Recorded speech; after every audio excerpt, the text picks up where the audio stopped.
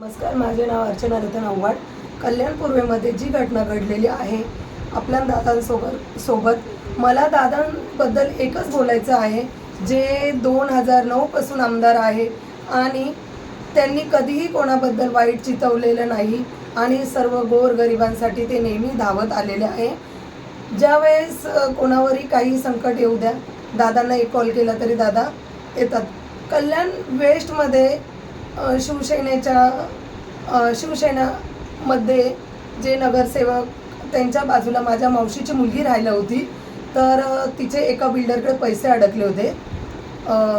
तर मी एक दादांना कॉल केला, तर दादा असं आहे, तर तुम्ही काम करणार का?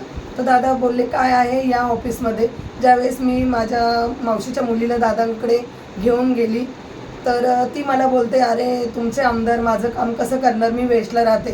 पण दादांनी वेस्टला राहू द्या किंवा ईस्टला राहू द्या, कोणाही गरिबासाठी दादा उभे राहिलेले आहे. तिचे एका बिल्डरकडे 1,80,000 रुपये अडकलेले होते.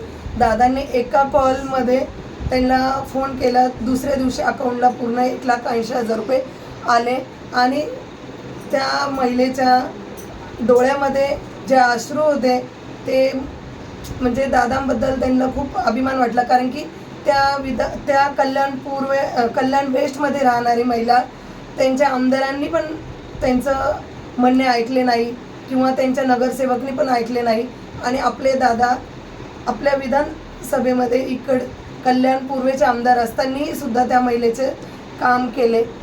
असे आपल्या दादांवर अनेक लोक काय बोलतात ते आता. पण त्यांनी समजा घरातला झाडू जर पॅक असेल तर आपण कचरा व्यवस्थित काढू शकतो आणि जर तो झाडू ढिल्ला झाला तर पूर्ण घरामध्ये कचरा होणार. तर दादांनी हेच काम केलेलं आहे आपल्या कल्याण पूर्वेमधला कचरा काढण्याचं. आणि जर ते काम करत असताना आम्ही महिलाही त्यांच्या पाठीमागे उभ्या आहोत. आमच्या महिलांवर खोटे नाटे आरोप करतात आणि गुन्हे दाखल करतात.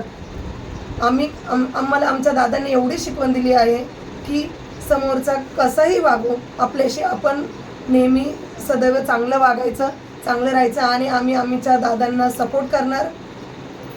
एवढे बोलून मी माझे 2 शब्द संपवते.